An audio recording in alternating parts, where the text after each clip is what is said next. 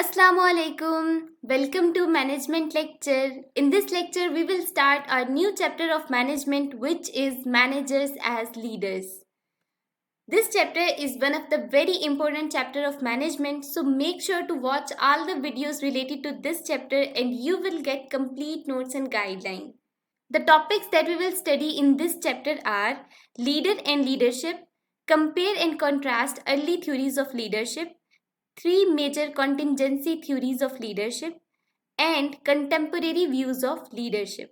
So, we will discuss all these topics in my upcoming lectures one by one. And in this particular video, we are studying who are leaders and what is leadership. So, let's get started. Leader.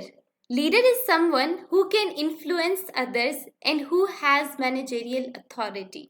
Leader कौन होता है? जो दूसरों की रहनुमाई करता है, उन्हें रास्ता दिखाता है, उन्हें बताता है कि अगर आप ये काम इस तरह से करेंगे तो आप ज़रूर कामयाब होंगे और आप कर सकते हैं, आप कोशिश करते रहें, ठीक है। हु हैज़ मैनेजेरियल अथॉरिटी, जो दूसरों को ऑर्डर दे सकता है, ठीक है, अपने सबऑर्डिनेट्स को कमांड दे सकता है, उनको गाइड कर सकता है, ठीक है।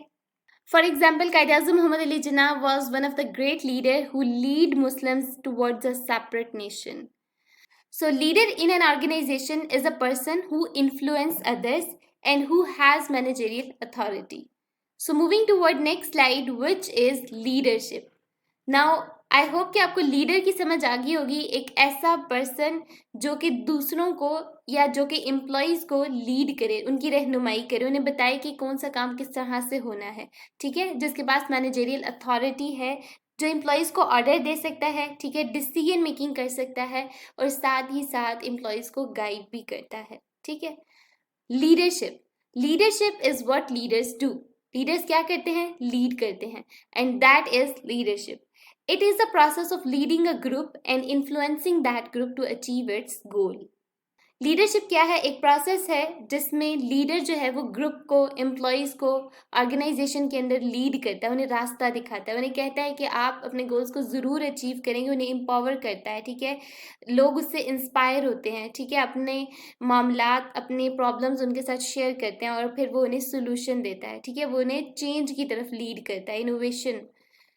As you see in this picture, leadership is the process to empower people, inspire people, lead change and share vision. एक लीडर के अंदर लीडरशिप कैरेक्टरिस्टिक्स का होना बहुत ज़रूरी है. अगर एक पर्सन के अंदर लीडरशिप कैरेक्टरिस्टिक्स नहीं है, उसके पास मैनेजरियल अथॉरिटी नहीं है, वो लोग उसकी बात नहीं मानते, तो he is not a leader. So this is the simple definition of leadership. Now, difference between leadership versus management. The role of management is to control a group or group of individuals in order to achieve a specified objective. Management का क्या role होता है? नाम से जाहिर है manage करना, ठीक है। मैनेज किस तरह से करना कि जो इंडिविजुअल को गोल असाइन हुआ है वो उसको अचीव कर लें, ठीक है, जो भी उनका स्पेसिफाइड ऑब्जेक्टिव है, जो भी टारगेट है, उसको वो अचीव कर लें. While leadership is the ability of an individual to influence, motivate and enable others to contribute to the organization's success. Leader के अंदर ये एबिलिटी होनी चाहिए कि वो लोगों को लीड कर सके. लीड किस तरह से कर सके? उन्हें रास्ता दिखाए, उन्हें मोटिवेट करे, उन्हें गाइड करे, उन्हें बताए कि ये काम इस तरह से होगा, ठीक है, और वो कर सकते हैं. उन्हें उनके अंदर जज्बा पैदा करे, ठीक है, उनके अंदर नई तहरीक पैदा करे. और लीडर होने के लिए ये बहुत ज़रूरी है कि लोग आपकी बात माने. और लोग आपकी बात कब मानेंगे? जब लोग आपसे इंस्पायर होंगे, ठीक है। और लोग आपसे कब इंस्पायर होंगे? जब आपके अंदर बाकी ही वो सारी चीज़ें होंगी जिसके लिए आप लोगों को मोटिवेट कर रहे हैं. फॉर एग्ज़ाम्पल, एक खातून का बेटा चीनी बहुत खाता था, शुगर.